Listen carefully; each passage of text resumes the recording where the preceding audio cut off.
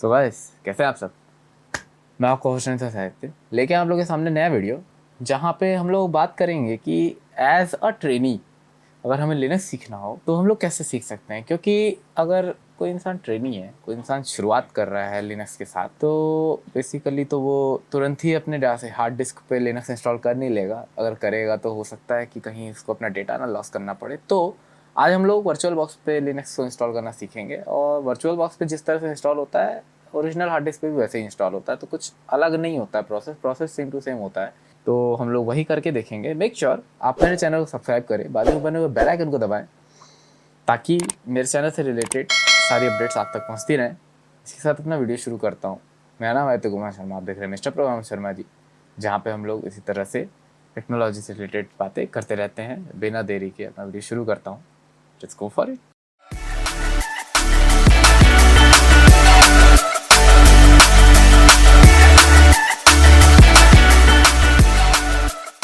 So guys, जैसे कि हम लोग बात कर रहे थे, ओरेकल वर्चुअल बॉक्स सबसे हैंडी डैंडी टूल है जिसके ज़रिए हम लोग वर्चुअल बॉक्स पे अपना लिनक्स सेटअप कर सकते हैं। तो इसको कैसे करना है, सबसे पहली चीज़ तो जान लीजिए वर्चुअल बॉक्स की ज़रूरत कहाँ पे आती है। वर्चुअल बॉक्स की ज़रूरत वहाँ पे आती है जब आप एक बिगिनर होते हैं। और बिगिनर होते हुए तो आपको सबसे पहली चीज़ तो ये होनी चाहिए कि चीज़ें आसान होनी चाहिए। और कहीं ना कहीं वर्चुअल बॉक्स चीज़ें आसान बना देता है, बहुत हद तक ऑटोमेट कर देता है। ज़्यादातर आपकी सेटिंग्स जो होती है वो मैनुअली भी की जा सकती है, ऑटोमेटिक तो उसमें बहुत अच्छी सेटिंग्स लगी रहती है। मुझे मैनुअली कुछ ट्विकिंग करनी पड़ेगी। चलिए, सबसे पहले तो मैं आपको बताता हूँ कि वर्चुअल बॉक्स को आप डाउनलोड कहाँ से करोगे। देखिए, दिखाता हूँ और आपके सामने मैं इंस्टॉल भी करूँगा। पहले तो मैं अपना ब्राउज़र खोल लेता हूँ।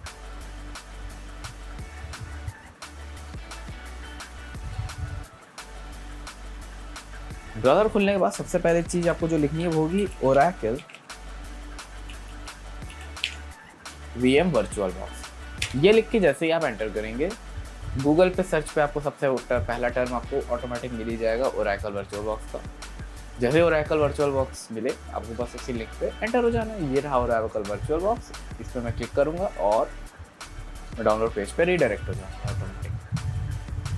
तो आपको यहाँ से दो चीज़ें डाउनलोड करनी है। याद रखिएगा, आपको दो चीज़ें डाउनलोड करनी है। सबसे पहला तो ये जो लिखा हुआ है, ये डाउनलोड 6.1 जो भी लिखा है, आपको इसे क्लिक करना है। यहाँ पे आप क्लिक करेंगे तो आपको वर्चुअल बॉक्स डाउनलोड हो जाएगा, डायरेक्ट डाउनलोडिंग शुरू करेगा। और अगर ना हो तो आपका ये ऐसे खुलेगा। यहाँ पे आपको क्या देखना है, आप कौन सा ऑपरेटिंग सिस्टम यूज़ कर रहे हैं। मैं विंडोज़ सिस्टम यूज़ कर रहा हूँ तो विंडोज़ होस्ट यूज़ कर सकता है। आप चाहो तो मैक OS कर रहे हो तो OS X host, Linux use कर रहे हो तो लिनक्स डिस्ट्रीब्यूशन के अकॉर्डिंग निकाल सकते हैं। मैं वर्चुअल बॉक्स विंडोज़ पे ही चलाऊँगा क्योंकि मुझे लिनक्स चलाना है। अगर लिनक्स होता तो मैं क्यों चला रहा होता। ऑब्वियसली मैं विंडोज़ होस्ट के अंदर क्लिक करूँगा इस पर और नीचे डाउनलोडिंग शुरू हो जाएगी। उसी तरह यहाँ पे मैं इसका एक्सटेंशन पैक, ये देखिए, यहाँ देखिए, इसे डाउनलोड कर लीजिएगा, ये ज़रूरी है। इसे डाउनलोड करने के बाद आपको जो है उसमें कुछ एक्सटेंसिव फीचर्स होते हैं, वो आपके डाउनलोड हो जाएंगे। आप इसे डाउनलोड करके रखिएगा। तो इसे भी क्लिक कर लेते हैं और डाउनलोड कर लेते हैं। कभी कभी तो इंटरनेट बहुत ज़्यादा परेशान करता है। अभी तक में हो जाना चाहिए था, अब नहीं हो रहा, तो क्या कर सकते हैं, हो जाने देते हैं इसको, हो जाने देते हैं। फिर मैं आपको ज्वाइन करता हूँ और आपको इंस्टॉल करने का प्रोसीजर बताता हूँ। सो गाइस, जैसे कि ये हो चुका है और अब आगे मैं आपको बताता क्या करना है। आपको बस सिंपली इस पर डबल क्लिक करके इसको इंस्टॉल कर लेना है। इंस्टॉल करने से पहले आपसे एडमिनिस्ट्रेटिव राइट्स मांग लेगा, तो आप उसको यस कर दीजिएगा, याद से यस करिएगा और इंस्टॉलेशन प्रोसीजर आपका पूरा हो जाएगा। मैं फास्ट फॉरवर्ड कर देता हूँ और फास्ट फॉरवर्ड होने के बाद आपको आगे की चीज़ बताता हूँ।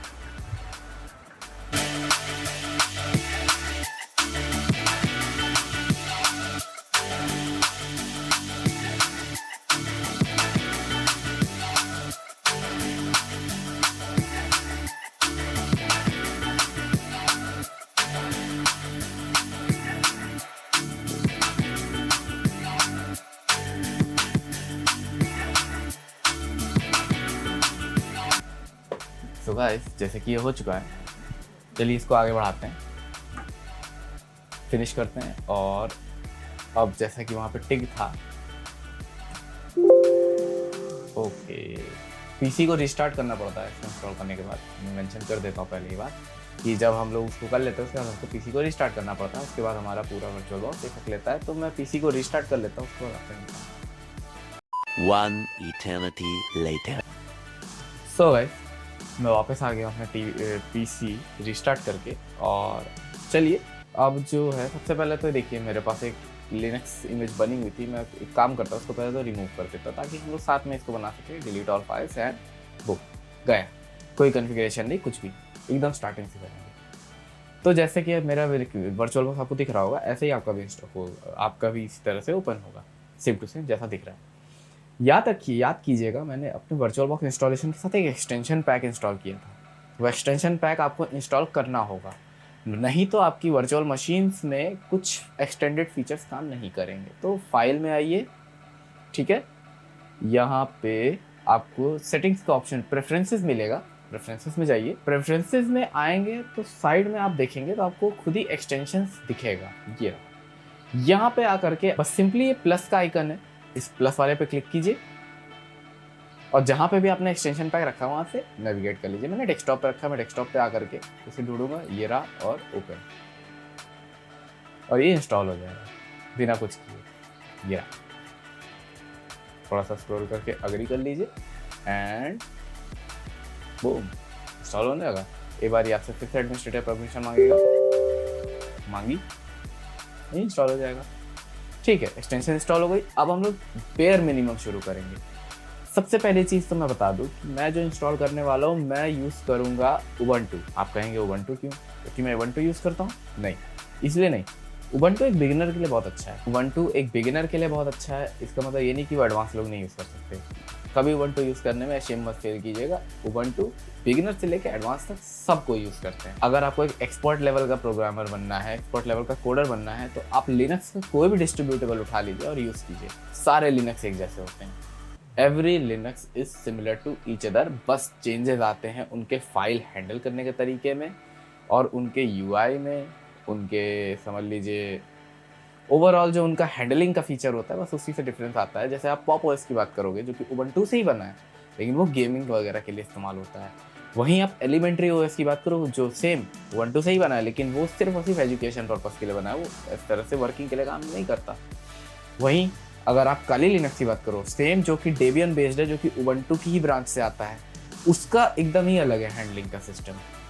और पैरेट ओएस वो भी डेबियन बेस्ड है, लेकिन उसका है फाइल हैंडलिंग सिस्टम बिल्कुल अलग है। तो मैं यही कहना चाह रहा हूँ कि मैंने जैसे लिनक्स फाइल सिस्टम के ऊपर पूरी एक वीडियो बनाई थी, उनके फाइल सिस्टम सेम होते हैं, उनके फाइल हैंडलिंग का तरीका अलग होता है, सिर्फ और सिर्फ फाइल हैंडलिंग का तरीका बदल जाता है। आज मैं आप लोगों को बताता हूँ कि सबसे इफेक्टिव वे से, सबसे एफिशिएंट वे से आप लिनक्स कैसे इंस्टॉल कर सकते हैं, क्योंकि इसकी आदत अगर आपने डाल ली, यकीन मानिए आप बहुत आगे जा सकते हैं। चलिए, सबसे पहले तो मैं वर्चुअल बॉक्स में यहाँ पे न्यू का ऑप्शन है, इस न्यू पे क्लिक करूँगा।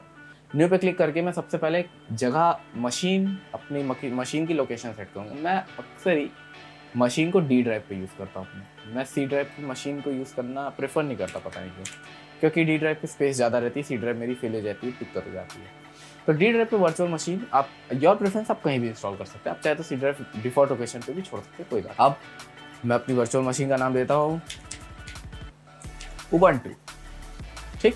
और बाकी ये देखिए, यही खूबसूरती है, आप जैसे ही उबंटू लिखे, इसने अपने आप डिटेक्ट कर लिया कि आप कौन से ओएस की बात कर रहे हैं। लिनक्स उबंटू 64 की बात हो रही है, उसने डिटेक्ट कर लिया, उसने स्पेप ले लिया। अब इसी तरह फेडोरा लिखूँ तो फेडोरा 64 देखिए लिख के आ गया। और मैं आर्च लिखूंगा तो देखिए क्या आएगा, ARCH, आर्च लिनक्स आ गया।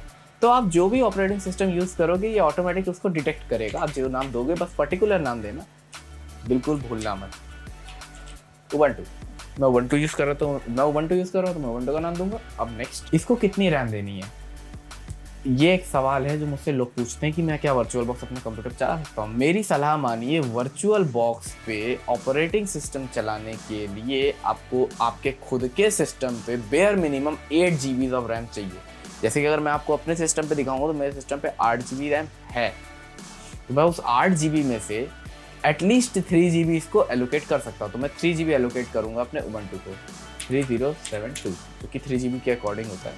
एक मिनट, ओके, नाइस, 3072 MB यानी कि 3 GB करीब मैंने एलोकेट कर दिया रैम।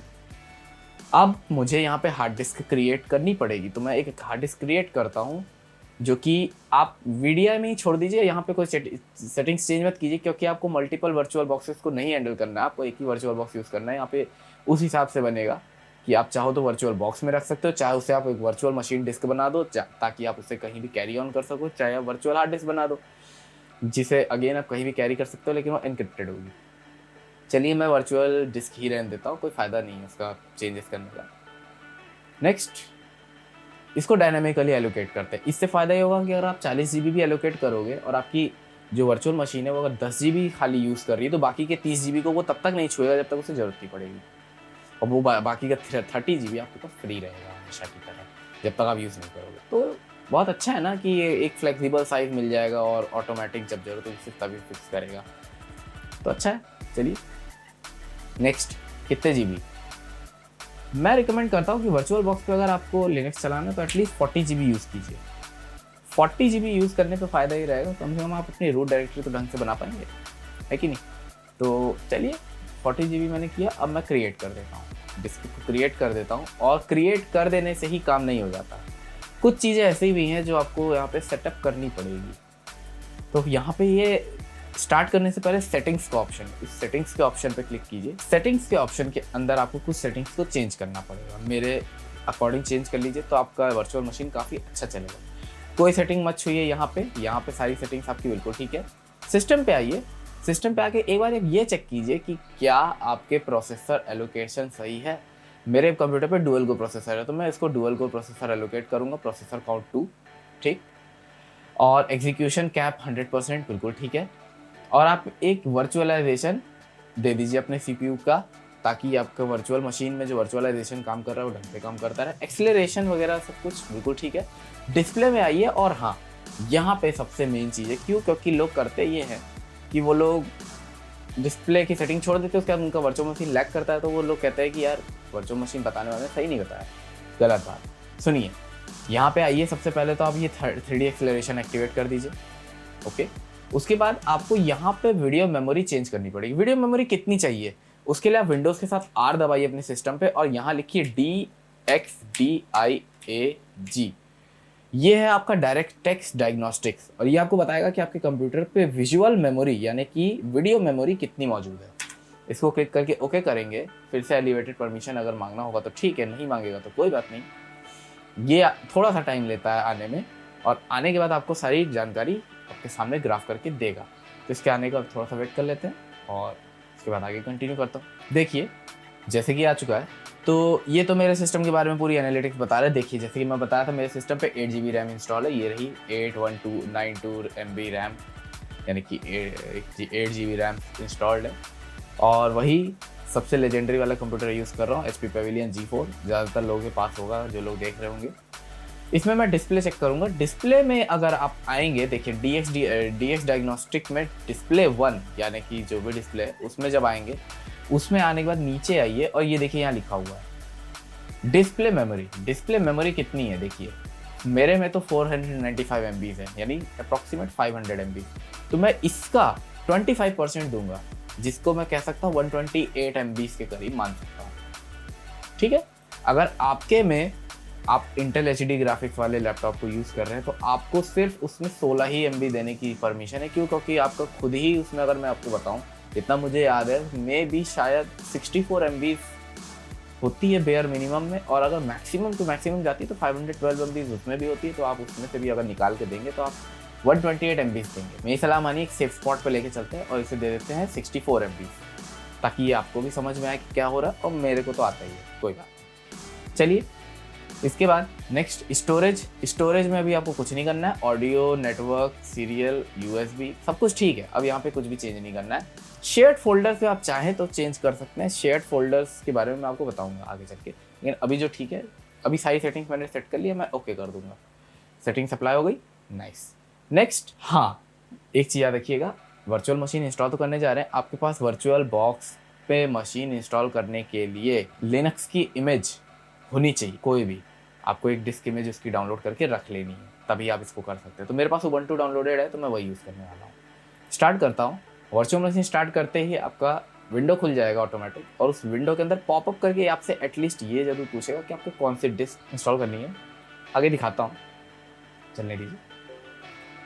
जैसे कि आप लोग स्क्रीन पे देख पा रहे होंगे, जब आप पहली बार अपना वर्चुअल मशीन ऑन करेंगे तो आपको कुछ इस तरह का पॉपअप देगा। आपको इसमें कुछ नहीं करना है, बस यहाँ पे आके ये जो फोल्डर जैसी चीज़ बनी इस पर क्लिक करना है। ये आपसे पूछेगा कौन सी डिस्क यूज़ करनी है। मेरे में तो मैंने इंस्टॉल कर रखी थी तो ये दिखा रहा है। आपको बस यहाँ ऐड पे क्लिक करना है और ऐड पे क्लिक करने के बाद ये देखिए यहाँ जो ऐड था मैंने इस पर क्लिक किया तो ये अब आपका फोल्डर खुलेगा और जहाँ भी आपकी इमेज होगी आपको बस नेविगेट करके वहाँ पहुँच जाना है, वहाँ से इमेज को डाउनलोड कर लेना है। मेरी ये Ubuntu 20.04 लेटेस्ट इमेज मेरे पास रखी है, मैं बस इसको लेके ओपन कर दूंगा एंड चूज़ करूँगा। ये देखिए यहाँ पे सिलेक्ट हो गई है। अब मैं स्टार्ट कर दूंगा और मेरी मशीन ऑटोमेटिक Ubuntu के साथ स्टार्ट हो जाएगी। अभी Ubuntu के साथ स्टार्ट हो जाए उसके बाद मैं आपको बताता हूँ कि क्या करना है। ध्यान दीजिएगा, हमारे आजकल के जो ऑपरेटिंग सिस्टम आ रहे हैं लिनक्स में उसमें disk encryption file system checkup का सिस्टम दिया हुआ, तो कंट्रोल के साथ सी दबाइएगा तो ये फाइल सिस्टम चेकअप जो है उसको कैंसिल कर देगा।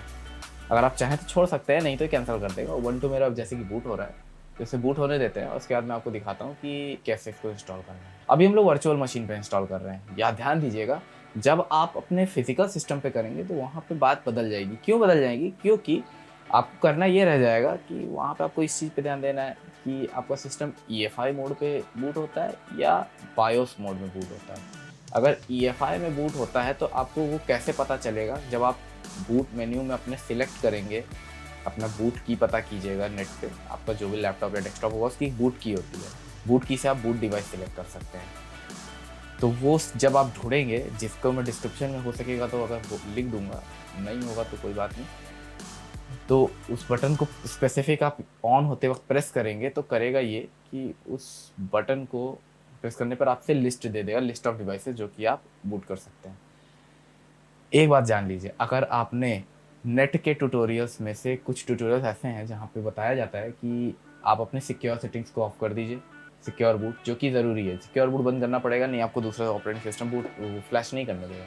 लेकिन अगर आपको ये बोले कि आप EFI सिस्टम को ऑफ करके लेगेसी बूट करिए, तो यकीन मानिए आपके मैन्युफैक्चरर ने जो आपको ऑपरेटिंग सिस्टम लगा के दिया होगा वो आपका फेल हो जाएगा। बेहतर इसमें होगा कि आप उसे मत बंद कीजिए। आपके कई सारे लिनक्स ऑपरेटिंग सिस्टम जो है EFI बूट को सपोर्ट करते हैं, तो आप उसको उस हिसाब से फ्लैश कीजिएगा। EFI में आपको बस एक पार्टीशन एक्स्ट्रा बनानी होती है, वो मैं अभी आगे बता दूंगा आपको, और कुछ एक्स्ट्रा होता नहीं है।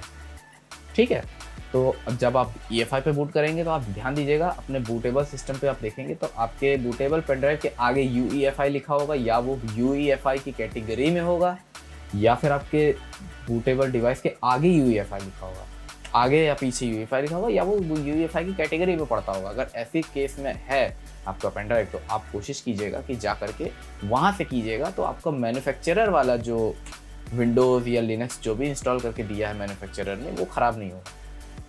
नहीं तो मैक्सिमम केसेस में होता ही है, लोग लेगेसी बूट पे आते हैं, उनका विंडोज़ भी बंद हो जाता है और उनको अपनी हार्ड डिस्क भी फॉर्मेट करनी पड़ जाती है उसको सही करने के लिए। तो इतना नुकसान ना हो, उस चीज़ को ध्यान में रखते हुए मैंने आपको बता दी क्या प्रिकॉशन लेने हैं। चलिए आगे बढ़ते हैं। A few inches later. So guys, जैसे कि आप लोग देख पा रहे होंगे कि मैंने स्क्रीन रिकॉर्डर बंद कर दिया था और मैंने जो है अभी सब बंद ही कर दिया। मैंने वर्चुअल मशीन भी बंद कर दी। इसलिए बंद कर दी क्योंकि बात ये थी कि रात भी बहुत ज़्यादा हो रही है, 2 बज रहे हैं सुबह के, और अगर मैंने ट्यूटोरियल इसी तरह से कंटिन्यू रखा अभी इस टाइम तो मेरा ट्यूटोरियल जो कि 16-17 मिनट में सिमट जाना चाहिए वो मेरा 1 घंटे का हो जाएगा। लिनक्स का फाइल सिस्टम समझना थोड़ा सा लेंदी हो जाता है। तो जैसा कि मैंने पिछले वीडियो में कई बार जिक्र किया कि मैं आपको सिखाऊंगा कि लिनक्स कैसे इंस्टॉल करते हैं वर्चुअल मशीन पे, तो इसे आप समझ लीजिए मेरी उस वीडियो का पहला पार्ट। सेकंड पार्ट में मिलते हैं जो कि अगले ही दिन मैं चाहूँ हो सकेगा तो ड्रॉप कर दूंगा, जहाँ पे मैं आपको बताऊंगा कि लिनक्स का फाइल सिस्टम कैसे सेट किया जाता है अपनी हार्ड डिस्क पे और कैसे उसे इंस्टॉल किया जाता है। वर्चुअल मशीन में ही करेंगे, उसमें कर लेंगे तो उसके बाद आप तो किसी भी फ्री स्पेस में, किसी हार्ड डिस्क की फ्री स्पेस में उसको कर लेंगे, तो कोई टेंशन नहीं है उसकी। मेक श्योर आप मेरा चैनल सब्सक्राइब कीजिए और बाजू में बने हुए बेल आइकन को दबाइएगा ज़रूर से ज़रूर, ताकि जो सेकंड पार्ट है वो जब ड्रॉप हो तो आपको पता चल जाए। अभी के लिए सबसे पहले चीज़ तो माफ़ी चाहूँगा कि पहले पार्ट में मैं नहीं बता पाया, एक बार में बता नहीं पाया क्योंकि लेंदी हो गई थी थोड़ी चीज़ें। दूसरा, मेरे साथ बने रहिए और आपको मैं चीज़ें समझाते रहूँगा, इसी तरह से बहुत आसान हो जाती चीज़ें, कुछ अलग नहीं है।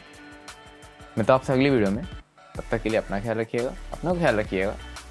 और लॉकडाउन 4 शुरू हो गया यार, कब तक घर में बंद रहेंगे पता नहीं, आशा करता हूँ सब जल्दी सही हो जाए। मेरा नाम है अतिक कुमार शर्मा, आप देख रहे हैं मिस्टर प्रोग्रामर शर्मा जी, जहाँ पर हम बात करते रहते हैं। मिलता हूँ आपसे अगले वीडियो में, तब तक के लिए नमस्कार।